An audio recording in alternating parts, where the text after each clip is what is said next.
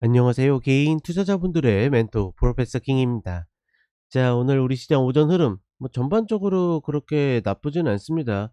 다만 갭상승했다가 조금은 밀려내리는 그런 모습을 보여주고 있고, 아마 코스피 같은 경우에는 다음 주 월요일 정부의 어떤 밸류에이션 프로그램에 대해서 어떤 반응을 할 것인가 관건인데, 이 부분에 대해서는 제가 이번 주말에 일요일 저녁 9시에 라이브 있죠. 라이브 방송에서 같이 좀 이야기를 해 보도록 하겠고, 어찌 되었거나 이 위에서는 지금 매수세가 강하게 들어와야지 움직일 수 있어요.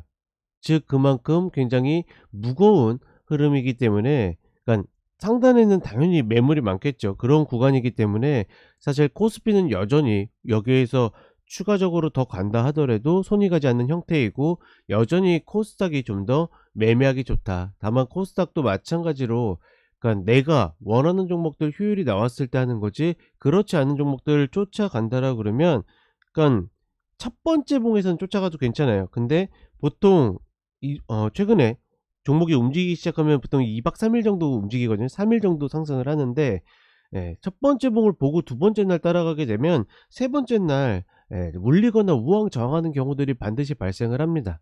그렇기 때문에 가급적이면 폭넓게 내가 노리는 종목들 원하는 가격에서 미리 선취해 가지고 가는 거지, 쫓아가는 것들은 내가 수급의 방향이 바뀔 때 딱 알 수 있는 어느 정도의 위치나 실력이 아니라고 그러면 천천히 대응을 한다. 이렇게 가셨으면 좋겠습니다. 자, 이렇게 이야기 드렸고 반도체 계속 가보도록 하겠습니다.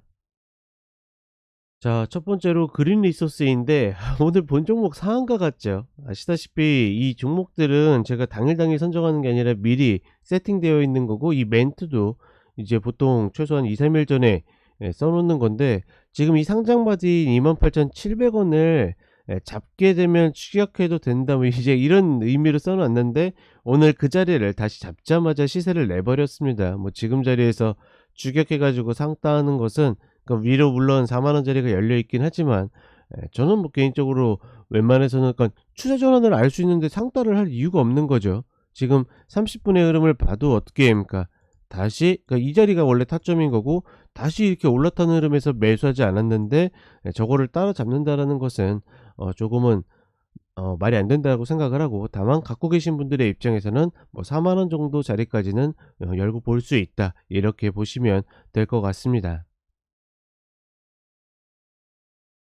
자, 그다음에 퓨릿입니다. 퓨릿 같은 경우에도 이게 똑같은 개념인 거죠. 계속 상장 바디를 못 넘고 있기 때문에 사실은 이 아래에서 잡았다 그러면 요 박스를 그려 놓고서 계속 위에서는 이제 매도입니다. 다만 얘를 잡아채고서 올라가게 되면 그때부터는 매수 관점으로 또 보셔도 괜찮은 거죠.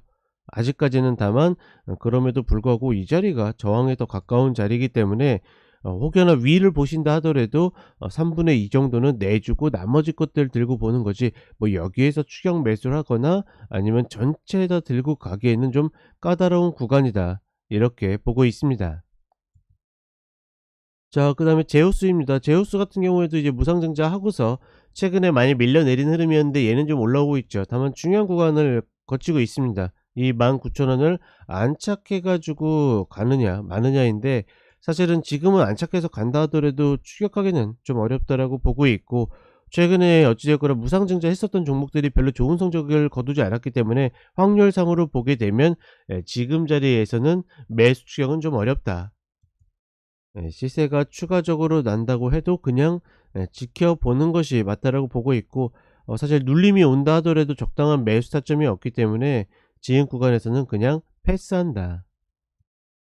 자, 마지막으로 GMBS 에코입니다. 본 종목도 무상증자를 했죠. 최근에 이런 종목들이 그러니까 소형주에 너무 많아 가지고 사실은 손이 가지 않는데, 얘도 마찬가지로 결국은 120병을 넘지 못하기 때문에 가급적이면 매수보다는 관망이 맞다라고 보고 있고, 다시 5,500원짜리 밑으로 내려왔을 때 추세 전환하면 또다시 122평까지 핑퐁을 노려보는 정도, 그 외에는 중간 자리에서는 들이대기 어렵다라고 판단을 해 봅니다.